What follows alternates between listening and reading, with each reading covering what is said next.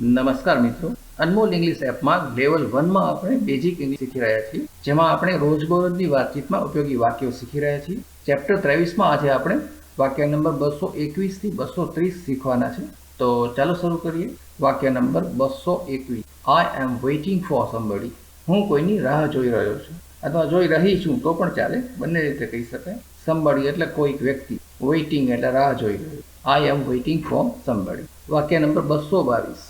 I will try my level best. એટલે હું મારાથી બનતું બધું કરીશ. એમ કોઈને ખાતરી આપી કે ભાઈ હું બરાબર કરીશ, મારાથી બનતી બધી કોશિશ કરીશ, એમ કેવું હોય તો કહેવાય I will try my level best. વાક્ય નંબર 223. You must be kidding. તમે ચોક્કસપણે મજાક કરી રહ્યા છો, એવું લાગે છે કે તમે મજાક કરી રહ્યા છો. વાક્ય number 224. Have a heart please. એટલે દિલમાં દયા લાવો, પ્લીઝ, કૃપયા મહેરબાની કરીને થોડી દયા કરો. વાક્ય number 225. I follow my nose. મતલબ હું મને જે યોગ્ય લાગે એમ જ કરું છું, હું કોઈનું માનતો નથી, મને જે યોગ્ય લાગે હું એ જ કરું છું. વાક્ય number 226. Don't spoil my mood. મારો મૂડ ખરાબ ના કરો. સ્પોઇલ કરવું એટલે ખરાબ કરવું, અને મૂડ શબ્દ તો આપણે ગુજરાતીમાં પણ વાપરીએ જ છીએ. વાક્ય નંબર 227. સ્વીટન your mouth. મોઢું મીઠું કરો. એ સારા સમાચાર આવ્યા છે, તો મોઢું મીઠું કરો. સ્વીટન યોર માઉથ. માઉથ એટલે મોઢું. વાક્ય નંબર 228.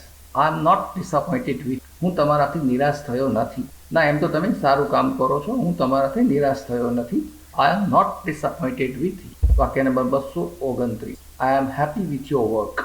હું તમારા કામથી ખુશ છું. તમે સારું કામ કરી રહ્યા છો, હું તમારા કામથી ખુશ છું. વાક્ય નંબર 230.